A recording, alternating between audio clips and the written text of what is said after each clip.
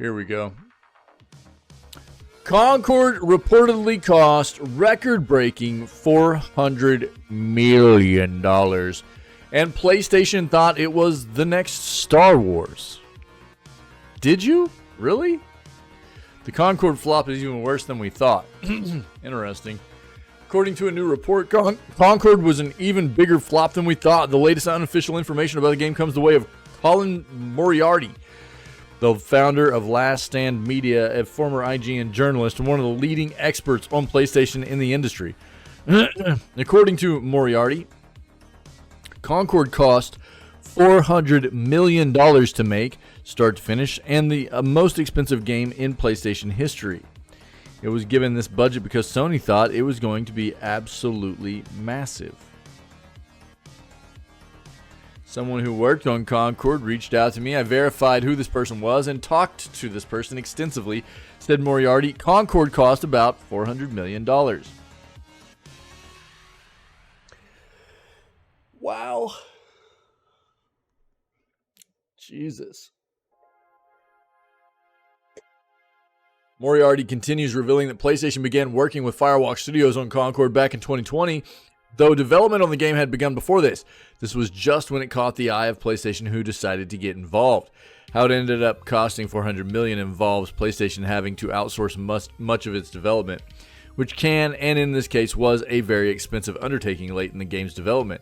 It's unclear how much of the $400 million came straight from the pockets of Sony, as it wasn't involved from the beginning of the game's development, but at $400 million, it is the most expensive game ever released under the PlayStation umbrella. Moriarty continues, revealing that the game grows to just $1 million, which means it lost this entire $400 million budget. This also makes it the biggest loss ever for PlayStation, as you can tell by a loss of this size. PlayStation clearly had no idea this was coming. According to Moriarty, Concord was heavily championed behind the scenes. In fact, Moriarty claims that Sony viewed verbatim that, quote, Concord was the future of PlayStation. What?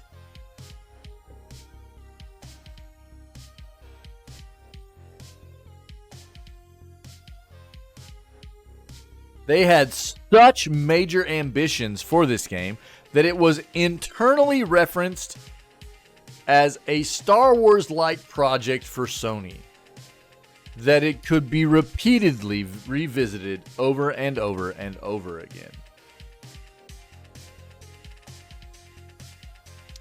Feeding into this absurd vision for the game was reportedly a toxic positivity vibe among the game's development. Quote, you weren't allowed to say anything negative internally about this game.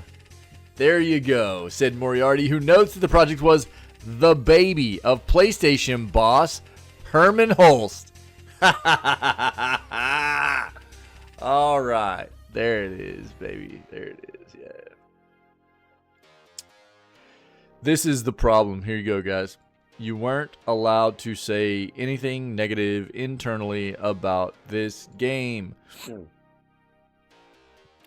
Any kind of sentiment like this, whether it be this specific situation of a developer not allowing the people working on the title to raise concerns, you know, criticize what's going on because people are not willing to listen and go entertain the idea that maybe things need to be changed from an internal perspective, or listen to game players, the community of people that are interested in what your game is. Anything between that, including those situations, if a developer is too blind, right, to see that there might be faults, you're almost doomed to fail. You know, if you're too blind to realize that you should be listening to people that have something to do with the project in some capacity, whether it be from a gameplay standpoint or from a development standpoint, as to where there could be issues or where things could be better, you know, you're doomed to fail.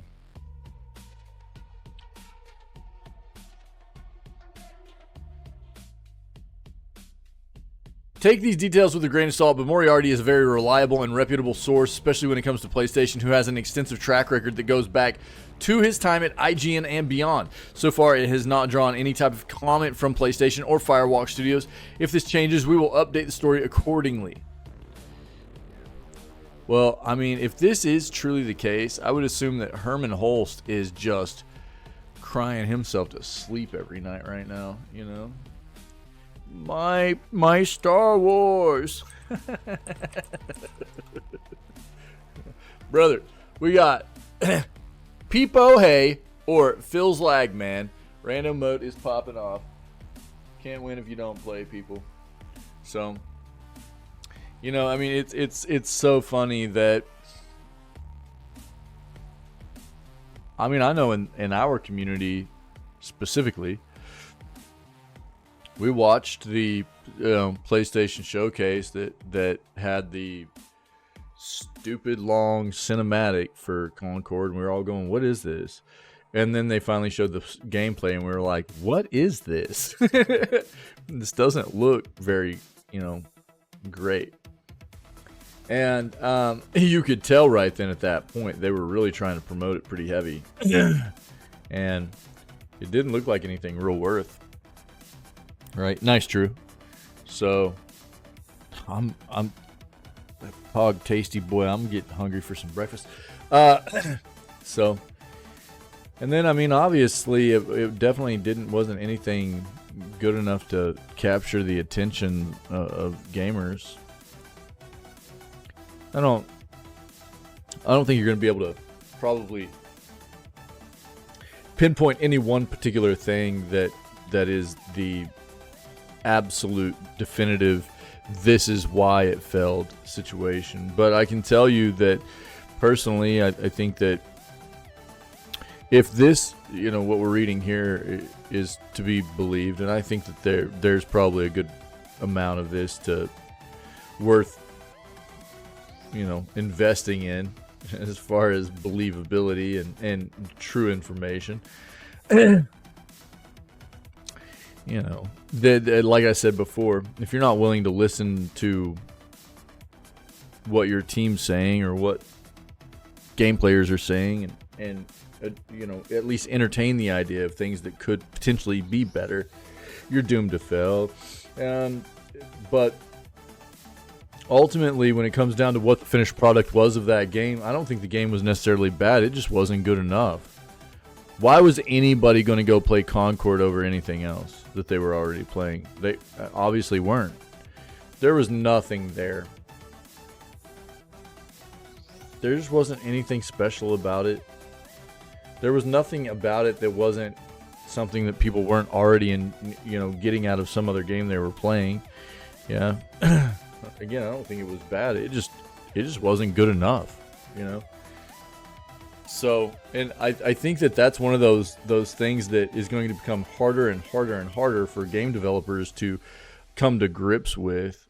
You know, I think that us as gamers and consumers, it's becoming more of a deliberate thing for us to consider, you know, when we're approaching content, we're approaching products in the industry anymore. It's like, well, you know, is there anything in this that is really worth?